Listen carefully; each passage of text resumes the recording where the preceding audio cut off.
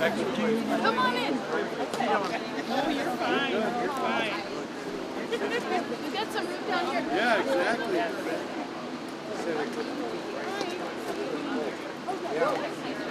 Right here. There we go.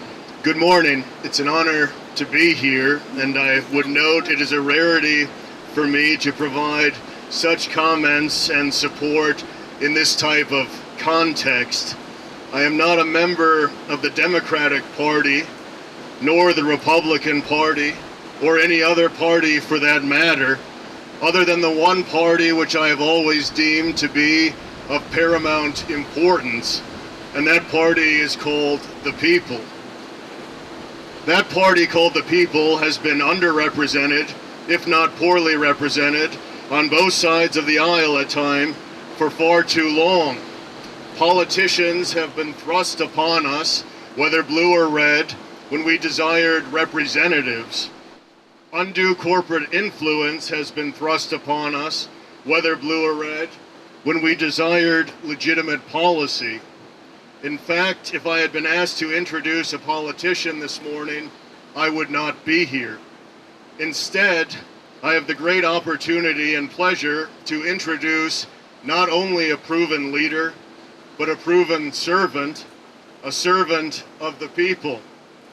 Much of government, from the federal level down to the state and municipal levels, has forgotten that it exists to serve regular folks. Tricia Zunker has not forgotten, and she has the record to prove it. Tricia has a background in both law and education matters, and it is due time we educate those in Washington about the true law of this land. And that law is that those in Washington, D.C. serve us. It is time for regulators to regulate again, and it is time for representatives to represent again. Tricia Zunker has the strength and integrity to represent us. As we meet in this beautiful park, make no mistake that environmental justice is social justice. It is not simply about protecting our environment, our air, the rivers, the soil. It is very critically about protecting those who live within our environment. And many politicians on both sides of the aisle have facilitated the erosion of environmental protections and protections for those who need them most. That is the working class and the middle class. Tricia Zunker will not. And this erosion often places a disproportionate burden of consequences on regular people. Powerful entities have polluted our lands and waters. These polluters often get a pass at our expense and at our neighbors' expense, trading patriotism for profit. This must end, and that end begins with true representation. We need to clean up not only environmental pollution, but the contamination of our democratic processes by corporate lobbyists and their moneyed influence. Some politicians in D.C., whether blue or red, do not care about us.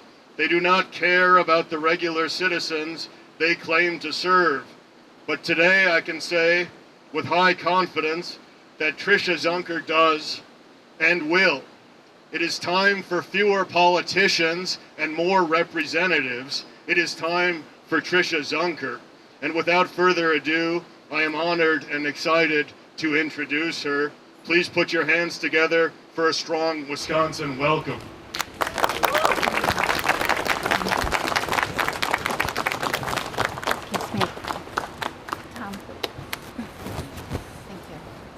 Thank you so much. Haina Chiwida Haipi, Ho-Chunk Rajga Hinakpi Hingade. On this Indigenous Peoples Day, I greet you all in my Ho-Chunk language. For translation, what I said to you was, it's great to see you all here. My Ho-Chunk name is Good Woman. Some of you might know me otherwise as Tricia Zunker.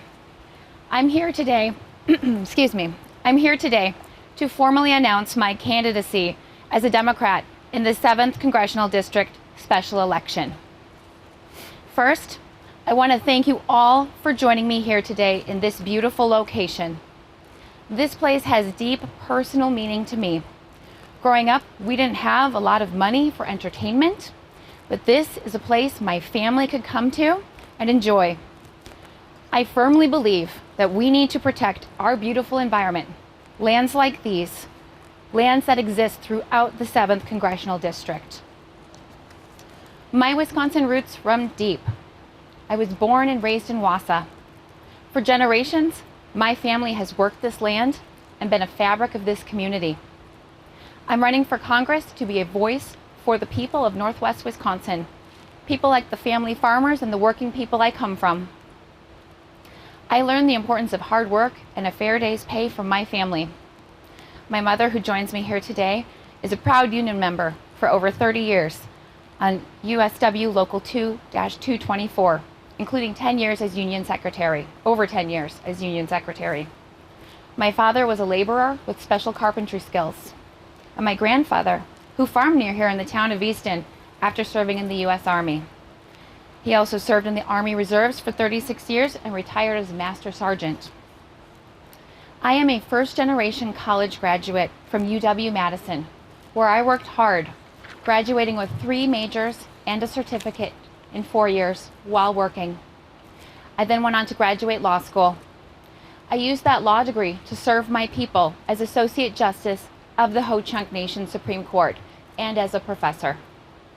I'm also a member of the Wausau School Board. I first came to them as a local mom, concerned about the impact of skyrocketing food insecurity in our community and how that impacts our students' ability to learn.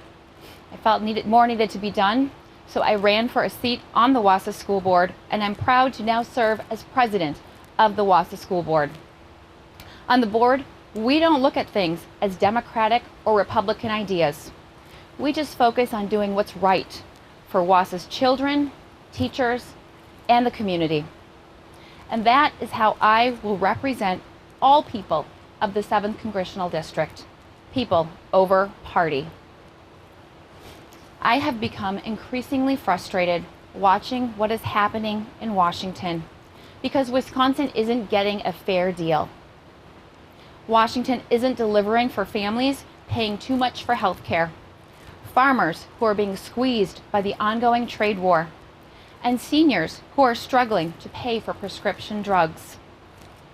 On health care, Republicans in Congress voted to take away coverage for people with pre-existing conditions and are backing a lawsuit that would destroy the protections of the Affordable Care Act. And some Democrats want to end private insurance and push everyone into a government-run system. I'm for Medicare for all who want it, a robust public option that allows people to choose what's right for their families. Neither party has effectively stood up to the drug and insurance companies to lower prescription drug costs. I'll take them on. I'll stand up for farmers, rural communities, and businesses across Northwest Wisconsin impacted by the trade war. We need to get tough on China, but it is not fair to keep asking our farmers to be patient while we all wait on Washington to get its act together. If elected, I'll work for the people of Wisconsin, not special interests. I'm not taking a dime in corporate PAC money in this race because corporate lobbyists are part of the problem in Washington, not the solution. Highly paid lobbyists are part of the reason that health care and prescription drug costs keep going up and families get squeezed. In Washington, if you can afford a lobbyist, you get a special deal. That won't be the case for me. I'll deliver a fair deal for the people of Wisconsin and end the special deals for big corporations and special interests. I've always been a hard worker, and the people of the 7th Congressional District deserve representation who will work hard for them. That person is me. Thank you.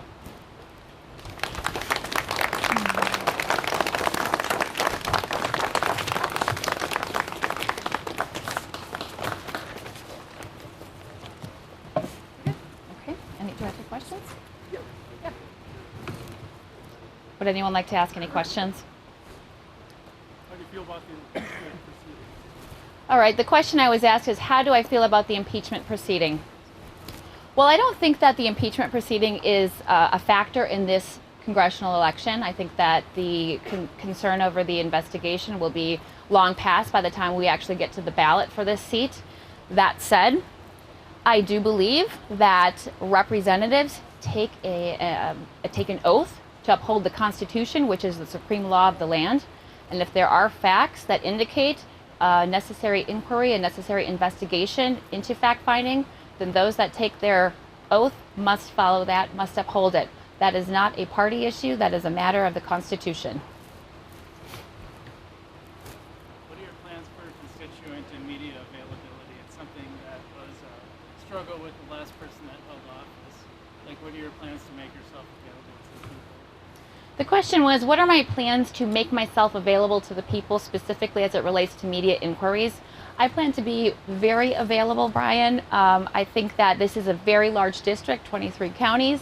I'm not going to be able to knock every single door, and certainly need to be able to answer questions as they can get to the people, and that is through the media. So thank you. I'll be available for you. Yes. What gives you the confidence that you will be able to turn this seat blue when it's been red for so long? And one of the leading candidates on the Republican side has aligned himself as an ally of the president. The question was, what gives me the confidence that I can flip this seat back to blue? I'm a hard worker, and I think that the people of the 7th Congressional District are ready to be represented in Washington. I need to prove to them to earn each and every person's vote. I won't earn everybody's, but I'll certainly represent everybody once elected. And I think it really does come to people over party.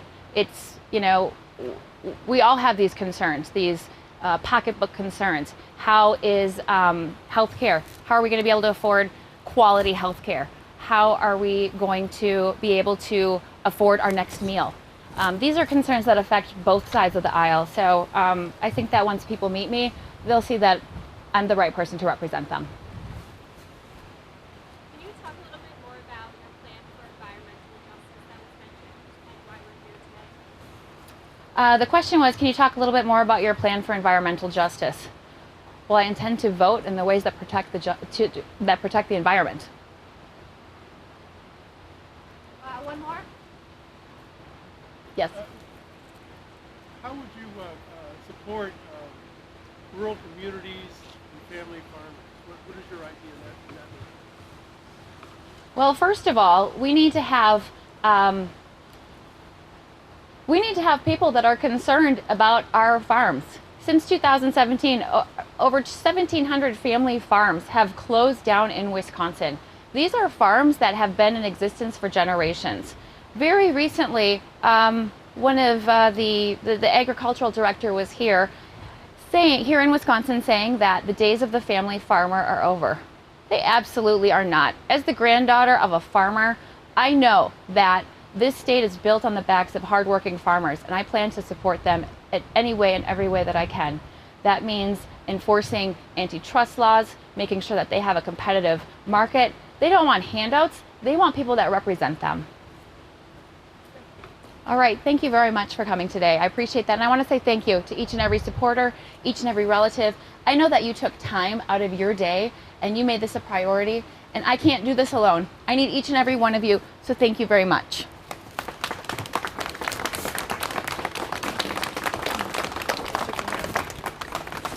Shake your hand.